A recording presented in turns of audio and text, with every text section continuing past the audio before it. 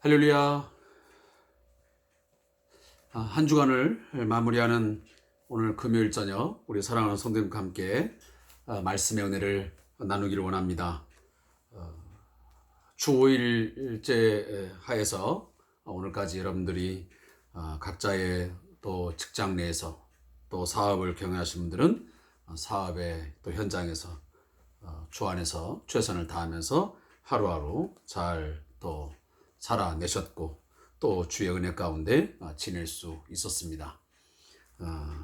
하나님 베푸신 큰 은혜와 사랑을 깊이 묵상하면서 오늘도 말씀의 은혜를 함께 나누었으면 좋겠습니다. 오늘은 2021년 10월 8일 오늘 금요일 저녁 시간인데 오늘 말씀을 함께 나누기에 앞서서 찬송가를 함께 하나님 앞에 드리겠습니다. 288장 예수를 나의 구주 삼고 찬양을 드리시면서 하나님을 예배하겠습니다.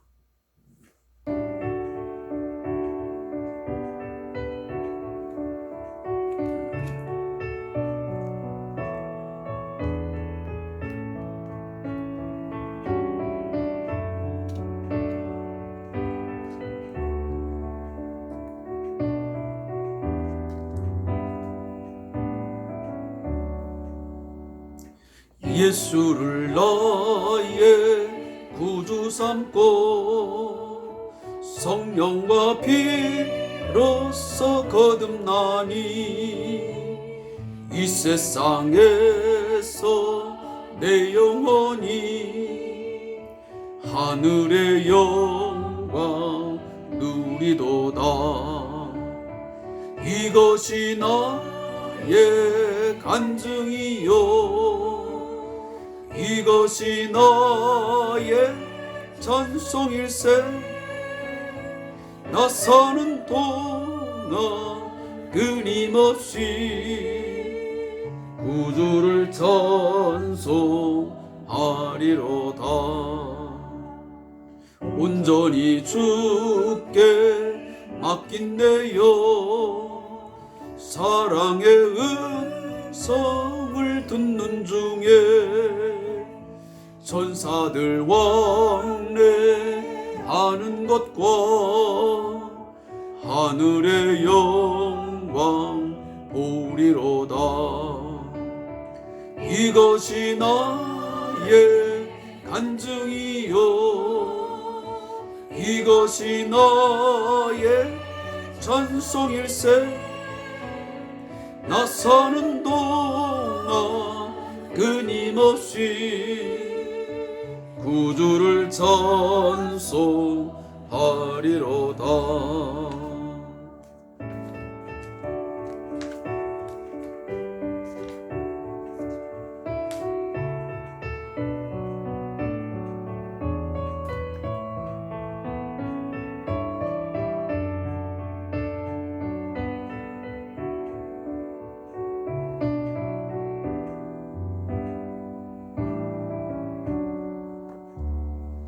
주 안에 기쁨 누림으로 마음의 풍랑이 잔잔하니 세상과 나는 간 곳 없고 구속한 주만 보이도다.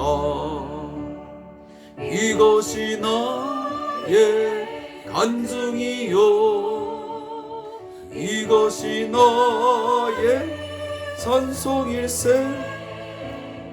나 사는 동안 끊임없이 구주를 찬송하리로다.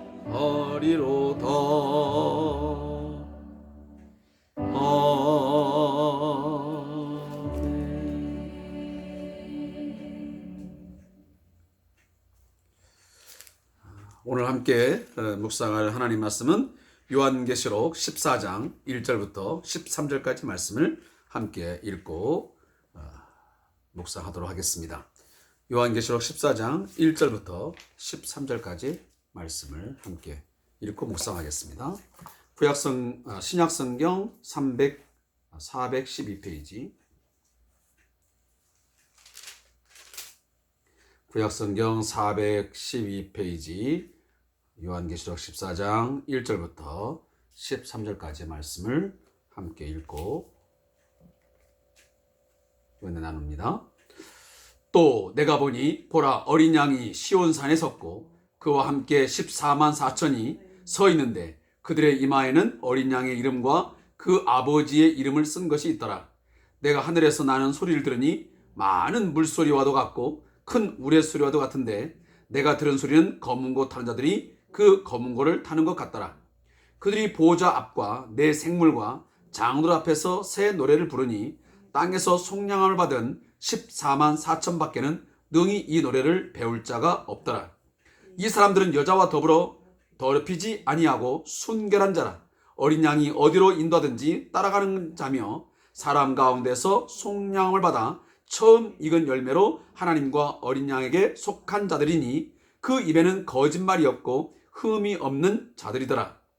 또 보니 다른 천사가 공중에 날아가는데 땅에 거주한 자들 곧 모든 민족과 종족과 방언과 백성에게 전할 영원한 복음을 가졌더라.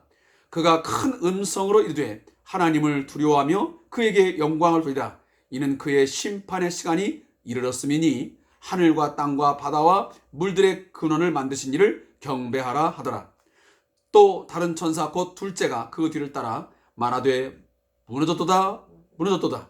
큰 성 바벨론이여 모든 나라에게 그의 음행으로 말미암아 진노의 포도주를 먹이던 자로다 하더라. 또 다른 천사 곧 셋째가 그 뒤를 따라 큰 음성으로 이르되 만일 누구든지 짐승과 그의 우상에 경배하고 이마에나 손에 표를 받으면 그도 하나님의 진노의 포도주를 마시리니 그 진노의 잔에 섞인 것이 없이 부은 포도주라. 거룩한 천사들 앞과 어린 양 앞에서 불과 유황으로 고난을 받으리니 그 고난의 연기가 세세토록 올라가려다. 짐승과 그의 우상에게 경배하고 그의 이름표를 받은 자는 누구든지 밤낮 쉼을 얻지 못하리라 하더라. 성도들의 인내가 여기 있나니 그들은 하나님의 계명과 예수에 대한 믿음을 지키는 자니라. 아멘. 자, 오늘 함께 읽은 이 본문의 말씀을 두 부분으로 나누겠습니다. 먼저 14장 1절부터 5절까지의 말씀의 제목은 14만 4천이 부르는 새 노래입니다. 이 본문 가운데의 내용들을 요약하면 사도 요한은 시온산에서 어린 양과 함께 있는 14만 4천의 성도들을 보게 됩니다. 이마에는 어린 양과 여호와의 이름이 쓰여 있는데 그들은 하나님 앞에서 새 노래로 찬양을 부릅니다. 이 찬양은 속량함을 받은 14만 4천 외에는 배울 수 없는 노래이라고 말합니다. 이들은 순결하고 어린 양의 인도를 따르며 흠이 없는 자들입니다. 사랑하는 성도 여러분, 우리가 함께 읽고 또 묵상하고 있는 이 요한계시록, 늘 제가 말씀을 드리지만 여기에 나오는 어떤 영상의 이미지 또 숫자 이런 내용들은 매우 상징적인 의미가 담겨져 있는 그런 묵시문학 형태의 글이라고 하는 것을 꼭 기억해 주시기를 바랍니다. 그래서 그것을 문자적으로 지나치게 해석을 하다 보면 잘못된, 다시 말하면 엉터리 같은 그런 해석을 하게 되고 그것으로 인해서 때로는 매우 신앙의 삶 속에 혼란을 겪게 되고 때로는 위험한 그러한 신앙을 가질 수도 있다라고 하는 것을 제가 미리 여러분들에게 말씀을 드립니다. 자, 오늘 본문에 보면 1절에 보니까 내가 보니 보라 어린 양이 시온산에 섰고 그랬습니다. 자, 어린 양이 시온산에 섰다는데 여러분들이 잘 아는 것처럼 시온산은 하나님의 은혜와 화해의 산입니다. 특히나 시온산은 정의와 그리고 평화의 메시아 왕국을 상징하는 것으로서 구약에 매우 많은 횟수를 통해서 우리에게 알려져 있습니다.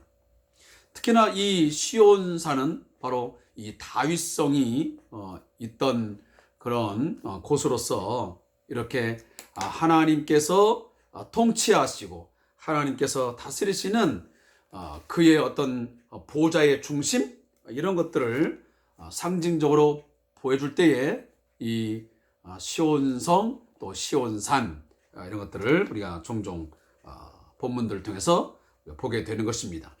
근데 오늘 어린 양, 하시면 예수 그리스도께서 시온산에 섰습니다.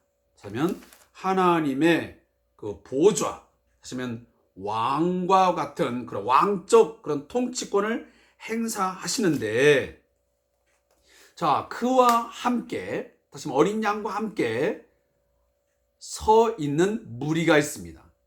그게 얼마냐고요? 14만 4천이라고 말하고 있습니다.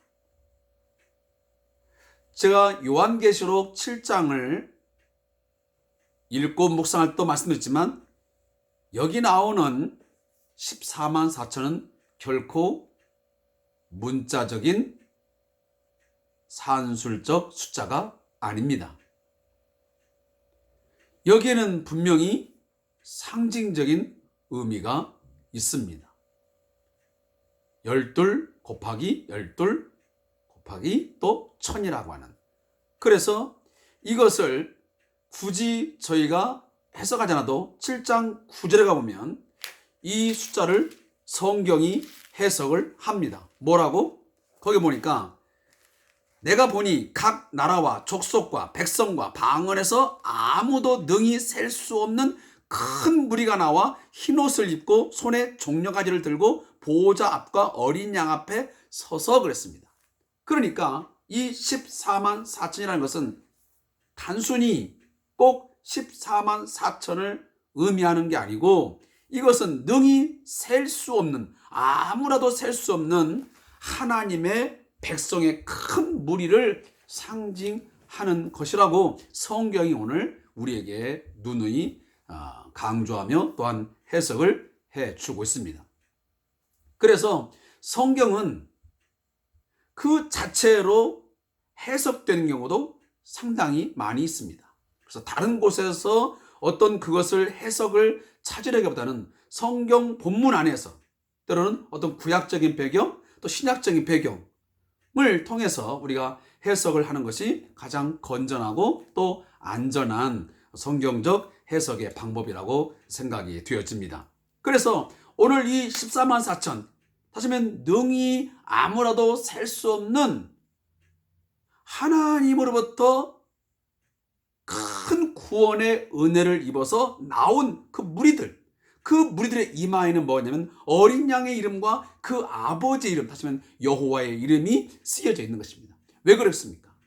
그들은 바로 하나님의 소유된 백성이기 때문이다. 다시 말하면 예수 그리스도에게 속한 자들이기 때문에 그 이마에 그 이름들이 쓰여진 것입니다. 고대 세계에 보면 반드시 그 소유권을 인정할 때에 도장을 찍고 또 어떤 이름을 새겨서 이 물건은 또 이 존재는 그 사람에게 속한 것임을 공식으로 보증하는 것입니다. 바로 그러한 어떤 상황들을 가지고 이 본문이 당시에 초대교회 성들에게 전달되었던 것입니다. 그러니 오늘 우리들에게도 분명한 것은 예수 그리스도의 이름, 하나님 아버지의 이름이 우리에게 분명히 우리의 신비에, 우리의 마음에 새겨져서 우리는 그리스도의 것, 하나님 아버지의 소유된 백성이 된 줄로 믿습니다. 누구든지 예수를 주로 고백하는 자에게는 이러한 동일한 놀라운 구원의 복이 임한 줄로 믿으시기를 바랍니다. 근데 그 어린 양이 시온산에 서 있고, 그리고 그 옆에 바로 14만 4천이 서 있는데, 하늘에서 그 순간에 큰 음성이 나옵니다. 그 음성이 뭐냐면 맑은 물소리가 나왔고 큰 우레소리 같은 거 나는데 그 검은고 탄 자들이 그 검은고를 타는 것 같은. 그래서 하나님께서 오늘 정말 영광과 찬송을 경배를 받으시는데 거기에서 지금 이 그림을 한번 잘 떠올려 보십시오. 그러면 정말 청아한 어떤 물소리 그리고 어떤 우레소리 같은 아주 웅장한 소리 그리고 검은고가 타는 그러한 아름다운 소리 그런 것들이 어우러지면서 오늘도 속량함을 받은 자들이 하나님으로부터 얻은 그 구원의 축복들을 노래하고 있습니다. 그런데 오늘 본문이 3절 보니까 이 새 노래는 하나님을 향한 이 구원의 노래, 어린 양을 향한 그 감사와 영광의 노래는 아무나 하는 것이 아니고 아무나 배울 수 있는 것이 아니고 반드시 땅에서 속량함을 받은 14만 4천 앞전에 말씀드렸지만 하나님으로부터 부르심을 받아 구원받은 능히 셀 수 없는 큰 무리들이 어린 양과 하나님 아버지의 보좌 앞에서 찬양을 드리고 있는 것입니다.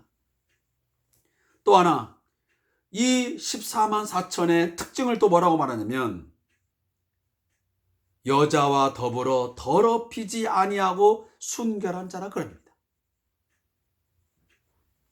세상에 음행한 그러한 사람들, 사실 여기서 다시 말하면 여자라는 것은 바로 이 음녀, 특히나 우리 앞으로 뒷부분에 가보면 이 음녀가 나올 텐데 음행하는 여인, 그런 세속적인 타락을 일삼는 그들과 함께하지 아니하고 그들과 더불어 더럽히지 아니하고 순결함을 지킨 신앙의 순결함을 영적인 도덕적인 그 순결함을 지킨 그 그리스도의 신부로서 잘 준비된 이 존재라는 것을 오늘 본문이 우리에게 다시 한번 확인해 주고 있습니다.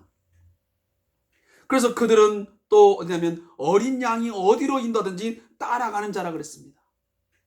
지금 이것은 전부 다 지금 14만 4천이라고 하는 그 하나님의 구원을 힘입어 큰 무리에 속한 자들의 어떤 특징들을 지금 설명하는 구절들입니다. 앞에 있는 것처럼 속량함을 받은 자들, 또 여자와 더불어 더럽히지 아니하고 순결함을 지킨 자, 그리고 어린 양, 다시 말해 예수 그리스도께서 어디로 인도하든지 따라가는 자, 선한 목자가 되시는 그 목자의 음성을 따라서 어린 양 되시는 예수를 따라가는 자들, 쫓아가는 자들, 이런 특징이 있고, 또 하나는 사람 가운데서 속량을 받아 처음 익은 열매로 하나님과 어린 양에게 속한 자라 그랬습니다. 그리고 그 입에는 거짓말이 없고 흠이 없는 자라고 다시 한번 아주 자세하게 설명을 하고 있습니다. 자, 이 본문들은 오늘 우리 그리스도인들에게 매우 중요한 의미를 전달해주는 메시지입니다. 물론 1차적으로는 당시에 로마 황제 숭배에 의해서 신앙의 어떤 정절, 그 순결을 지키지 못할 수밖에 없는 그 상황에 놓여져 있는 성도들에게, 아니 이미 신앙의 어떤 정절을 지키지 못하고 배반하고 배신하고 돌아가 버린 그런 자들에게도 아마 들려진 메시지일 것입니다. 이러한 극한 핍박과 박해 그리고 유혹이 있는 이 상황 속에서 오늘 이 요한계시록 이 편지를 통해서 성도들에게 당시에 예수 그리스도를 주로 고백하는 자들에게 위로를 주고 소망을 주고 힘을 주는 메시지인 것입니다.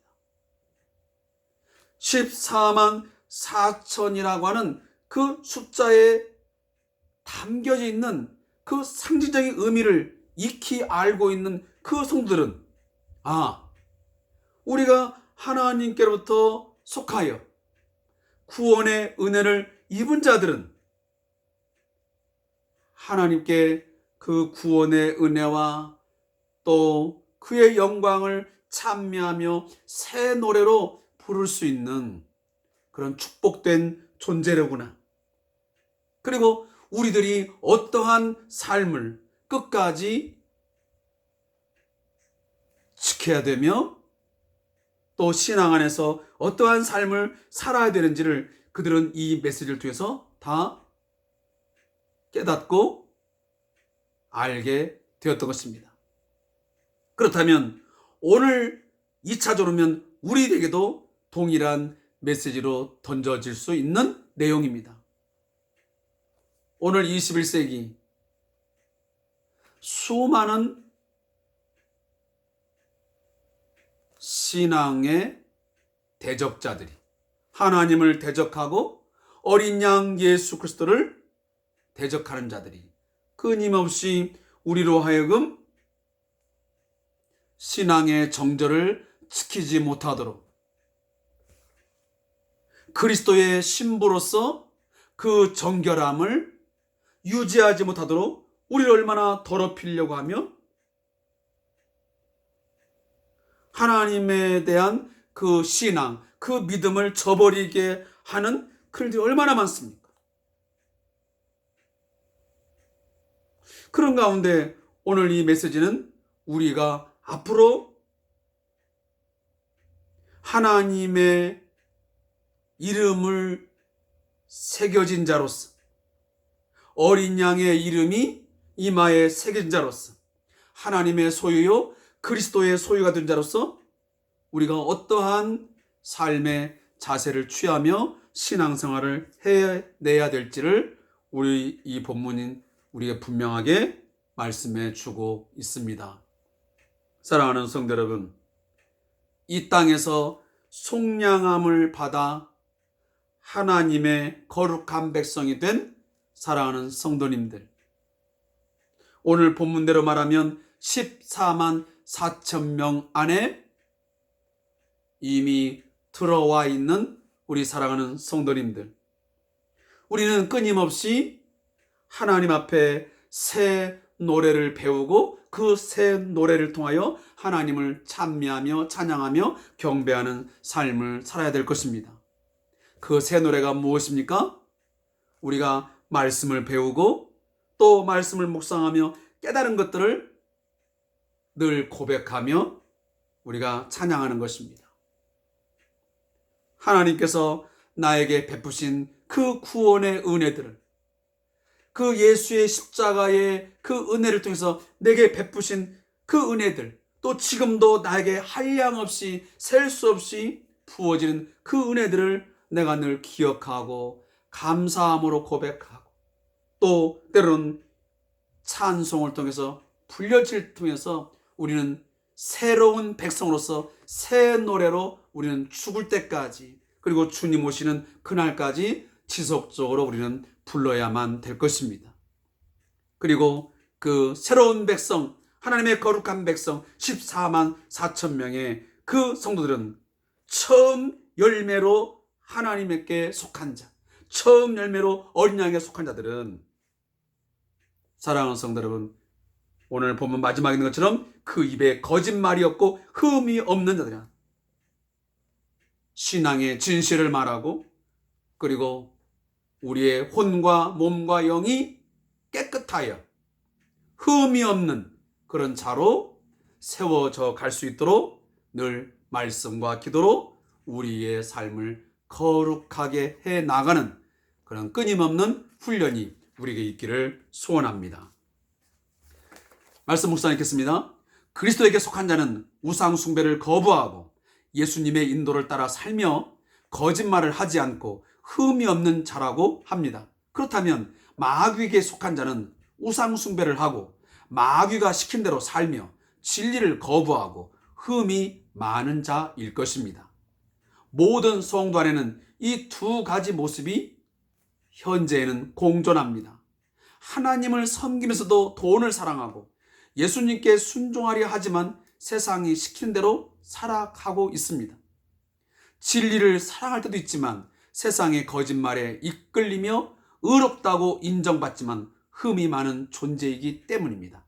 그렇다면 우리는 그리스도에게 속한 자인가 아니면 마귀에게 속한 자인가? 우리는 분명 그리스도에게 속하였습니다. 그러나 우리의 옛사람은 마귀에게 속했던 과거의 습관 때문에 여전히 마귀의 영향력 아래 있는 것처럼 보입니다. 우리는 하나님의 인도를 받으면서도 여전히 애굽 노예의 삶을 그리워하며 반역하던 이스라엘 백성과 어쩌면 닮았는지 모르겠습니다. 지금 우리는 이 옛사람이 노예의 습관을 완전히 벗어버리며 죄의 종 노릇하는 그 습관을 완전히 벗어버리며 죽임을 당하기까지 광야를 걸어가고 있는 것입니다. 에베소서의 말씀을 통해서 본다면 우리는 끊임없이 옛사람은 이미 죽었으며 나는 새 사람을 입어 새로운 존재로 새로운 피조물로 그리스도 안에서 창조되었음을 우리는 고백하면서 그 피조물다운 새로운 피조물다운 삶을 살아갈 수 있도록 우리는 늘 영적 전쟁을 치러야만 될 것입니다. 마지막입니다. 14장 6절부터 13절까지 말씀은 최후 심판에 관한 새 천사의 선포가 나옵니다. 여기 나오면 첫 번째 천사, 둘째 천사, 셋째 천사가 각각의 내용들을 선포합니다. 그 첫 번째 천사가 나왔을 때 어떤 것이 나오냐면 6절에 보니까 또 보니 다른 천사가 공중에 날아가는 데가 있습니다. 여기 공중에 날아간다고 하는 것은 왜 이렇게 굳이 표현하냐면 지금 시급하게 뭔가를 전해야 되는, 다시 말하면 시급한 어떤 메시지를 전달해야 된다고 하는 그런 의미를 우리에게 전달하기 위해서 굳이 공중에 날아간다라고 이 표현을 쓰고 있는 겁니다.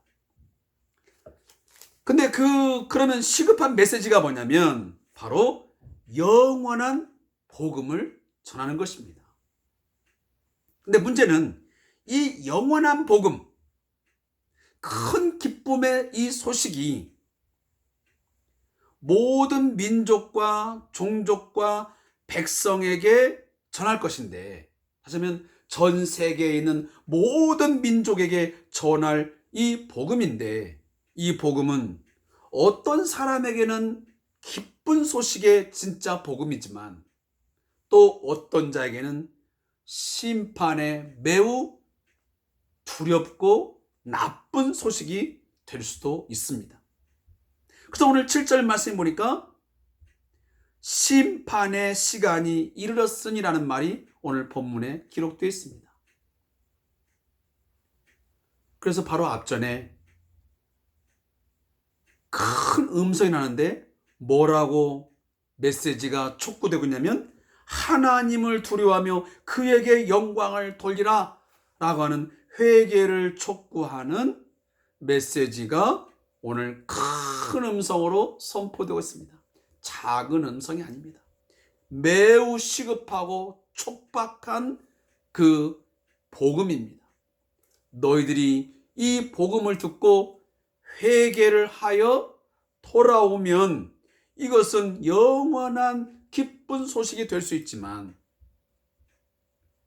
하나님을 두려워하지 아니하고 그에게 영광을 돌리지 아니하고 로마의 황제에게 영광을 돌리며 그를 숭배할 때는 너희에게는 뭐이다? 심판의 시간으로 다가올 수밖에 없다는 것입니다. 그러면 너희들이 왜 하나님을 두려워하고 왜 그에게 영광을 돌렸느냐? 그는 하늘과 땅과 바다와 물들의 근원을 만드신 이라는 것입니다.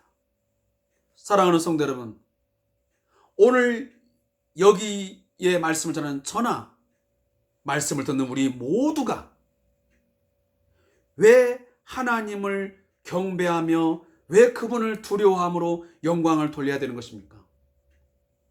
그분은 하늘과 땅과 바다와 모든 세계를 만드신, 그 근원을 만드신 전지전능하신 창조주 하나님이시기 때문입니다. 우리는 정확히 알아야 됩니다. 내가 하나님을 왜 예배해야 되는지, 내가 예수 그리스도를 왜 경배하며 그에게 왜 영광을 돌려야 되는지, 그 이유를 분명히 아셔야 되죠. 맹목적으로 우리가 하나님을 경배합니까? 맹목적으로 우리가 신앙생활합니까? 그것은 매우 위험하고 그것은 안타까운 것입니다. 우리가 주일날 왜 예배를 해야 되는지, 또 매일매일의 삶 속에서 왜 하나님을 두려워하며 왜 그에게 영광을 돌리는 삶을 살아야 되는지, 인간의 목적이 왜 하나님께 영광을 돌리며 그의 기쁨이 되는 삶을 살아야 되는지, 그 이유는 매우 정확합니다. 그건 매우 정당하고 타당합니다. 그분은 나를 만드시고 뿐만 아니고 온 우주 만물을 만드시고 그 모든 것들을 내게 주셔서 오늘까지 나로 하여금 삶을 살아가게 하시는 분이기 때문입니다. 더욱이 그분은 나를 죄와 죽음에서, 사망에서 건져주시기 위하여 사람이 되셔서 이 땅에 오셨고 친히 십자가에 달려 죽으심으로 그의 피값으로 나의 죄값을 대신하여 지불하심으로 인하여 나를 구원하여 주셨고 영생을 선물로 주셨기 때문입니다. 그러나 오늘 본문에 보십시오. 둘째 천사가 오늘 나타납니다. 그는 뭐라 하면 큰 성 바벨론이여 무너졌다 합니다. 여기 큰 성 바벨론은 1차적으로 뭘 상징하냐면 바로 로마를 상징합니다. 당시에 로마라고 한다는 고대 세계의 바벨론처럼 막강한 힘을 가진 그런 국가였습니다. 그 누구도 감히 대항할 수 없는 가장 힘을 자랑하는 국가가 바로 바벨론이었던 것입니다. 여러분, 바벨론 하면 누가 생각납니까? 바로 느부갓네살 왕이 생각나지 않습니다. 또 느부갓네살 왕 하면 우리는 다니엘이 생각이 납니다. 바로 그것을 의미합니다. 그래서 당시에 바벨론 하면 초대교회의 성도들도 머릿속에 스치는 게 뭐냐면 막강한 힘과 권력을 가진 나라. 그 어떤 나라도 감히 그 앞에서 설 수 없는 그러한 힘을 가진 나라라고 여겼던 것입니다. 근데 그 존재와 같은 힘을 가진 국가가 누구냐면 바로 당시의 로마였던 것입니다. 그것을 오늘 이야기합니다. 그건 로마라는 나라도 얼마 가지 못해서 지금은 이 당시에는 요한계시록이 기록되고 저들 당시에는 막강한 힘을 자랑하고 있지만 결국은 그것도 얼마 가지 못해서 무너졌다. 큰 성 바벨론이야. 자, 이것을 로마라고 표현할 수 없던 것입니다. 왜냐하면 이것이 편지가 발각되면 이 파급력은 엄청날 수밖에 없기 때문에 매우 상징적인 암호를 통해서 이 내용들이 전달되게끔 쓰여있기 때문입니다. 그러니 여기 큰 성 바벨론은 당시에 1차적으로 로마를 말하고 로마 황제를 의미하는 것입니다. 근데 그 나라가 결국은 음행으로 말미암아 진노의 포도주를 먹이던 자입니다. 그래서 결국은 그들이 다 멸망하고 무너지게 된다는 거죠. 그러면서 셋째는 뭐냐면 이 로마 제국이 그리고 로마 황제가 이토록 핍박하고 박해를 가하고 엄청난 그런 힘을 가지고 신앙을 박해할 당시에 결국은 이 짐승과 우상에게 로마의 권력과 그 황제에게 굴복당하여 그를 경배하고 이마에나 손에 표를 받으면, 자, 앞절에도 이미 나왔습니다. 이것을 절대로 여러분 뭐 베리칩이나 아니면 바코드라고 제가 생각하면 절대 안 된다고 말씀드렸습니다. 그런 의미를 말하는 게 아닙니다. 이것은 그가 소유권이 누구에게 있는지를 상징하는 하나의 용어들입니다. 그래서 이마나 손에 이 표를 인식한다는 것은 당시에 어떤 소유권을 인정할 때 하는 행위들이었습니다. 따라서 이 내용들은 그 짐승, 다시 말하면 로마나 그 로마 황제, 그가 만든 우상에게 경배하고 그에게 속해버리면, 그에게 그냥 인정하고 그를 따르게 되면 분명 하나님의 진노의 포도주를 마시게 될 것이다. 뿐만 아니고 불과 유황으로 고난을 받을 것이다. 그것뿐이겠습니까? 11절 보니까 누구든지 밤낮 쉼을 얻지 못하리라.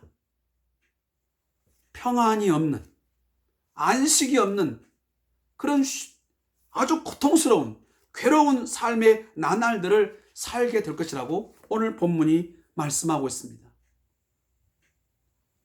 그러면서 오늘 12절에 마지막으로 성도들에게 큰 위로를 주고 있습니다. 자, 이처럼 로마 제국과 로마 황제가 너희들을 핍박하고 또 박해를 가하고 고난을 가할 때에 너희들이 그 짐승과 우상에게 경배하지 아니하고 그에게 속하지 아니하고 그를 따르지 아니하고 인내로서 믿음을 지키게 되면, 하나님의 계명과 예수에 대한 믿음을 지킨 자는 하나님이 이러한 해를 받지 않도록 밤낮 쉼을 얻지 못하는 그러한 상황에 떨어지지 아니하도록 반드시 지켜 주실 것이라고 하는 오늘 본문을 통해서 위로와 약속을 주고 있는 것입니다. 더 나아가서는 이것은 장차 최후의 심판에 대한 그런 메시지이기도 합니다. 사랑하는 성도 여러분, 오늘 지금도 모든 백성에게 영원한 복음, 하나님의 구원의 복음이 선포되고 있습니다. 하나님을 두려워하며 그의 영광을 돌리라. 그 어린 양과 나를 죄에서 구원하신 그분에게 영광과 찬송을 돌려라. 예수를 주로 고백하고 그에게 나아오라. 그를 따르라. 메시지가 선포되고 있습니다. 그렇지만 그 순간에도 회개하지 아니하고 끝까지 우상과 이 사단에게 경배하며 찬양한 자들이 있습니다. 그들의 최후는 매우 혹독할 것이고 그들에게는 오늘 본문인 것처럼 불과 유황으로 고난을 받게 될 것이고, 왜냐하면 불과 유황은 마지막 최후의 심판을 의미합니다. 소돔과 고모라 성의 심판이 이 불과 유황으로 표현된 것처럼 장차 있어질 그 최후의 심판도 그렇게 될 것입니다. 여러분, 그런 상황을 맞이하겠습니까? 아니면 오늘 영원한 복음, 기쁜 소식을 받아들이고 하나님을 두려워하며 그에게 영광을 돌리면서 마지막까지 우상에게 절하지 아니하고 그에게 속하지 아니하고 예수를 믿는 믿음을 지켜, 다시 말하면 인내로서 하나님의 계명과 예수에 대한 믿음을 지킴으로 그 영광을 누리겠습니까? 이 질문 앞에 여러분들이 스스로 답할 수 있으면 좋겠습니다. 제가 오늘 저자의 묵상을 읽다가 이 말씀이 좀 도중에 끝날 수도 있겠습니다.